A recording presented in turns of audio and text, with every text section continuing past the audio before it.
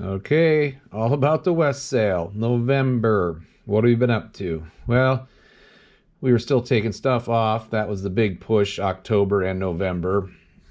And then we decided to get some cleaning. We did a good platform, and when you do a complete refit like this, it's an amazing amount of work just to before we can actually start doing what we like to do, which is installing systems and fun stuff. So that's an old fashioned steam cleaner. And once we got everything out of this boat, we went for it. We went in there and just pressure wash, steam cleaned the whole thing to make it better. The mast consumed most of November.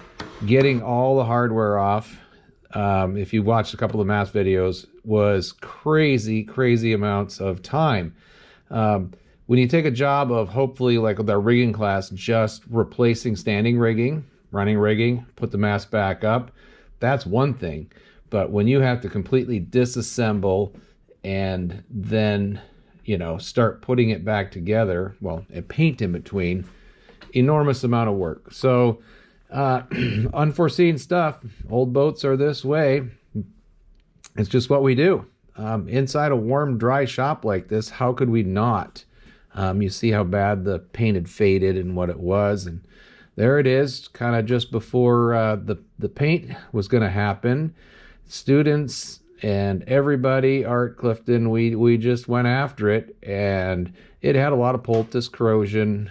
So lots and lots of sanding and fairing, but it's looking so much better now. And we're the new rigging is there waiting to go on. We're ready to, as soon as we get it painted, we can wire. So everything's hinged around that.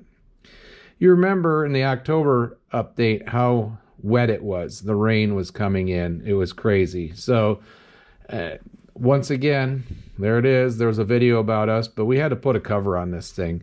We need to rebed all of the deck hardware.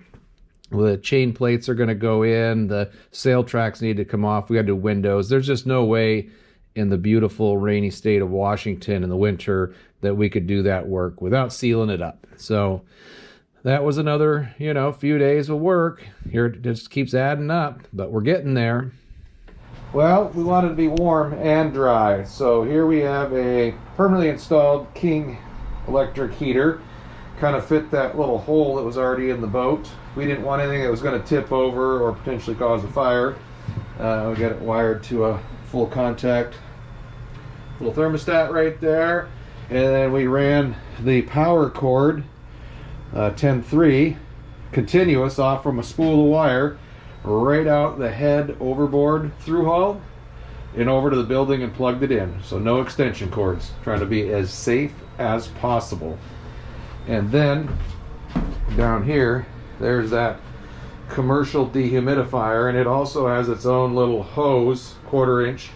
It runs out through hull as well, so we don't have to empty it from water. We're going to let this thing run for a long weekend, and we're going to have a warm, dry boat as we start painting bilges and making things nice again. Here we go. Chain plates off to the machine shop, or some new stainless steel 316. Bill's going to make us 6 new chain plates, so it's going to be exciting. While those chain plates are being built, all these unanswered questions. There's the Volkswagen we chose not to use. There's our original mock-up of our Yanmar, which I think we will use. You probably saw the engine update. So many unanswered questions. But for November is a good month. We spent 13 grand. It's been a lot. It's been a long process. But I think what we're doing is all going to be worth it. This is a great boat, and we're excited to bring it back to its glory. So stay tuned.